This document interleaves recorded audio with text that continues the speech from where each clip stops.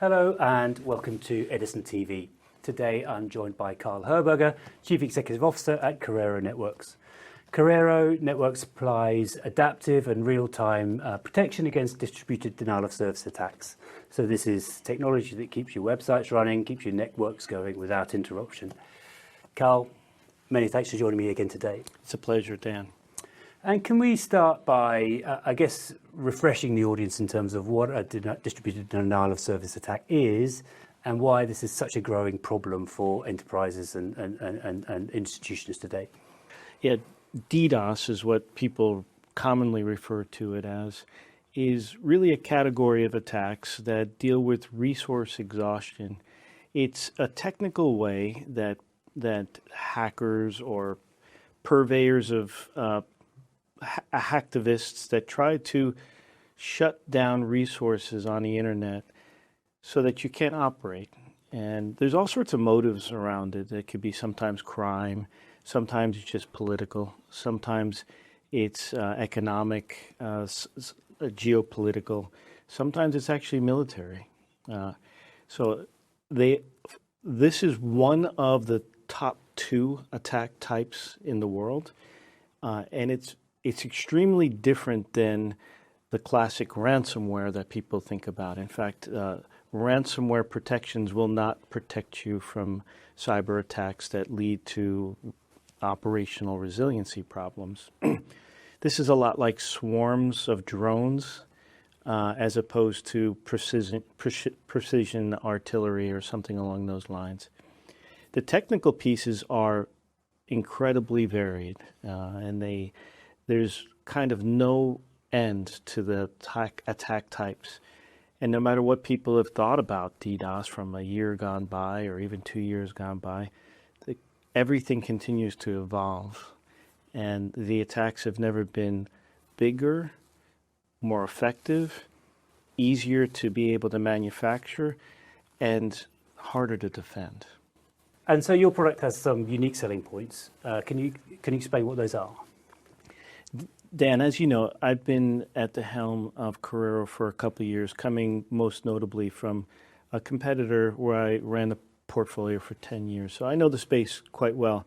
And I can tell you one of the most amazing aspects that's unique to Corero is that of the major providers in the world that do DDoS or cyber attack resiliency, we are the only company that's ever started out to just solve this problem. All the other providers that are out there, and there's a number of them, they have all come from different heritage, different products, and often entered the adjacency somewhat disabled by using and leveraging their current portfolio platforms. As a result, we have entered a world of tremendous, powerful exceptions that are meaningful to a customer that results in them being able to buy protections in the way that they want to buy versus having to have to go to a platform or a specific kind of hardware in order to address these needs. So Corero's software only. We're agnostic to the platforms. We can deploy almost anywhere at scale, at small enterprise, at large scales, at the largest of scales that you could possibly imagine. And we're very unique in that we are the fastest and highest reporting tool out there. So when it comes to our world, being able to see the problem is key. And we have more telemetry capability than any other provider that's out there. And lastly, we will manage the entire solution for you. Nobody else in this space, for all sorts of reasons, has taken on the privilege to manage this for you. So we're a total turnkey, if you'd like it to be. Right. And it seems as if the market is now recognizing that in much more volume. And looking at 2025, it's very much a year of 2 halves. You had some, I guess, changes in dynamics that influenced H1, but you really came through in H2 very strongly. Yeah, that's Can you true. talk through the dynamics? The dynamics change. 2025 was a very interesting year, tale of 2 cities in some ways. But I guess that would be the outside looking in. From my perspective, the prospects of the business have never been better. What you had in the first half it would be as if you were a manufacturer of let's say, very large planes, and that kind of in a quick period of time, your buyers went from paying the planes up front to leasing the planes. And with our gear, with our software, you have a tradition that's gone back for decades where people normally procure the software up front. And that tradition has now been changing pretty fast to more of an OPEX model, if you will, a credit card model, a leasing model. So what we had was nice, robust sales in the first half, but we had a change in our mix that was represented by 70% of our mix now being recurring revenue, or OPEX. And that had a knock-on effect on our revenue and our EBITDA, just essentially because we're recognizing less revenue in the near term. But the company had beautiful 20+% growth on recurring revenue in the first half. As you mentioned, the second half, we adjusted our OPEX associated with the changes in the revenue projections and continued to accelerate sales in the second half. So much so that we've had, I think, an incredible year, a record-breaking year across the board on everything from revenues to ARR growth to EBITDA to cash generation and so forth. And we moved momentum into 2026 for sure. And the most beautiful part about the performance of 2025 was the amount of competitive estates that we replaced. So we are replacing essentially all the world's providers. In 2025, there was not a provider of DDoS that we didn't replace an estate somewhere in the world. So we're not just good for a replacement of one vendor or the other vendor. It appears as though that across the board, people see us as an eligible option. And partnerships have been a big part of your focus and your go-to-market strategy and strengthening those. That's right. You've recently signed a large deal with a European financial services company. What does that tell us about your partner strategy, but also your ability to penetrate enterprises? The partnerships are foundational to who we are. You know, we have a company of 100 people that wake up every single day thinking about how to address these problems, and we work with our partners in materially commercializing the product. In that partner strategy, we have 3 what we call alliance partners. They're OEM relationships, whereby they maintain our portfolio on their price lists. So Akamai is one of those partners.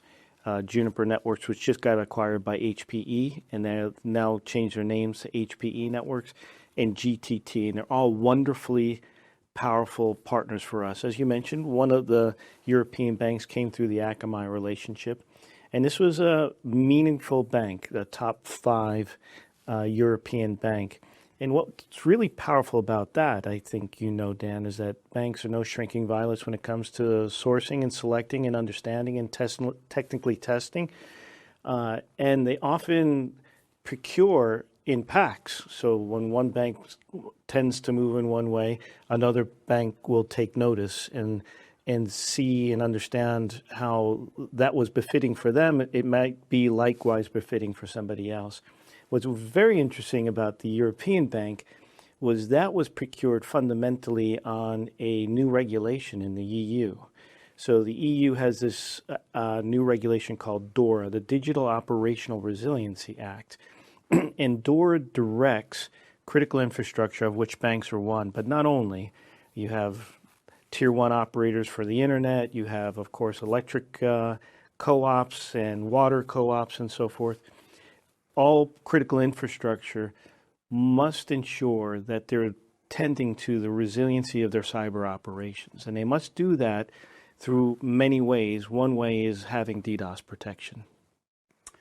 And getting the sales team, the sales engine motoring, that's really been a key initiative for you, key focus for your of your sales. And recently you've strengthened further with a new channel sales hire. Right. Yeah, that's right. Can you talk through the rationale there? Yeah, sure. So for about 2 years, we've been focused on making sure that our sales team has great degree of efficacy, right people, right geographies, right partners, right mentality, and honestly, a sense of confidence. So some of this is qualitative, some of this is quantitative. And upon reaching a great degree of efficacy with the deployed sales team, it sets conditions to be able to actually have now a more repeatable, more transaction-based business building upon a partner community.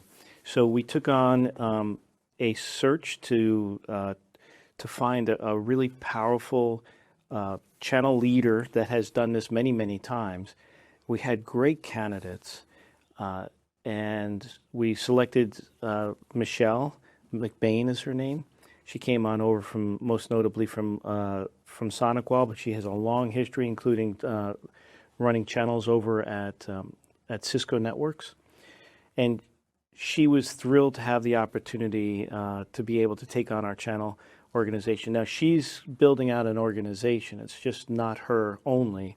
So she'll be employing numerous resources around the world that will be directed upon her. And she comes with an ecosystem and with, frankly, a tribe of people that know her and love her. And we think that that's going to have tremendous knock-on effect on a business. And the other key, I guess, leg of your growth strategy has been product development, building that, expanding that. And I guess the two key new products are Core and the 400 gig product. Yeah. Can you discuss those? The product innovation that we had last year in Corero has been the most robust product innovation I've ever had in my life. And that's not just my comment. The SVP that runs our R&D engineering, who's been at this for also 40 years, lots of different organizations, has also suggested that he's never seen anything like it. So through a combination of fast adoption of AI, and as well as having a really powerful, well-steeped engineering team, we have not only developed 6 new products, but they've all meaningfully added to revenue last year straight away. Now, if I could tell you that I could start a business with one product that, if it's sold in the first year, would indicate runaway success, but we've had 6 products. I could go through them in great detail. The Core portfolio has 4 products underneath it. We have a 400 gig that we released in a hardware version, and then we just released it in a very compelling software version, something we call bare metal version, and it's been selling like like hotcakes. And what you'll see is yet even more innovation in 2026, but the acceptance in the marketplace for what we've produced and the ability for us to go into adjacent markets has just been really well accepted.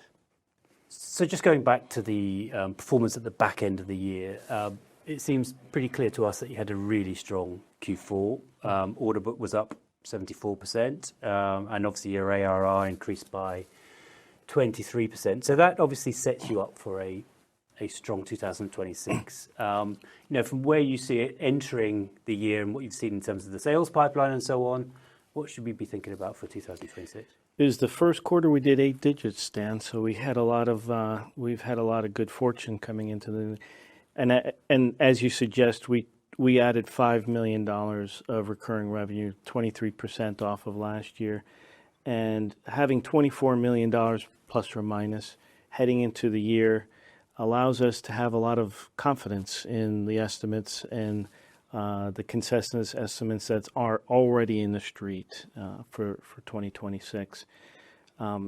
Moreover, the execution is demonstrating our ability to do more in the space.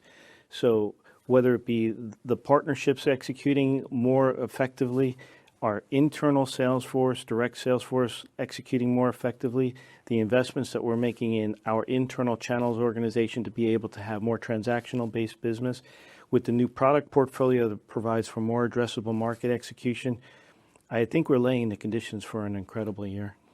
Looks as if you've got an exciting year ahead, Carl. Many thanks for joining us again today. Dan, it's been a pleasure. Thank you very much.